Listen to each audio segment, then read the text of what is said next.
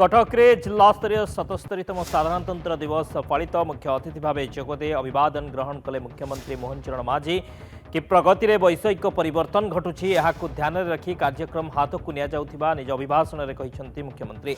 राज्य में विश्वस्तरीय शिक्षा भित्तिभूमि तैयारी होउछि फल गाँवर पिला सहरर पिलांक सह प्रतियोगिता करें। महिलांकर उन्नति पर सुभद्रा योजना सह राज्य बजेट रे 89,652 कोटी टंका केवल महिलांक पई रही। महिला हिंसा घटना रे दंडविधान हार वृद्धि पाई। गत जून मासरे महिला हिंसा घटना रे दंडविधान हार 62% रे पहुंचीथिला।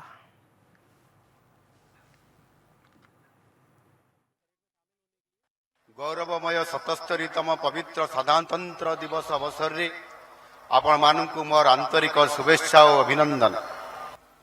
आम संविधान आमको न्याय स्वतंत्रता समानता और भातृभावर महान भाव में बांधि रखी।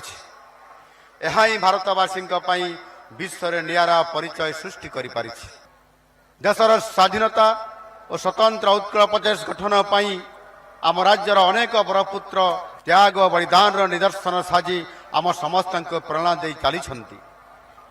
देशर एकता और सुरक्षा पाई बलिदान देइथिबा आमर शहीद जवान मान प्रति मोर गभीर श्रद्धांजलि अर्पण करुछि। डॉक्टर आंबेडकर नेतृत्व में संविधान सभा दीर्घ 2 वर्ष 11 मास 17 दिन उच्च कटिर वितर्क आलोचनार फलस्वरूप देश को मिला एक नूतन संविधान।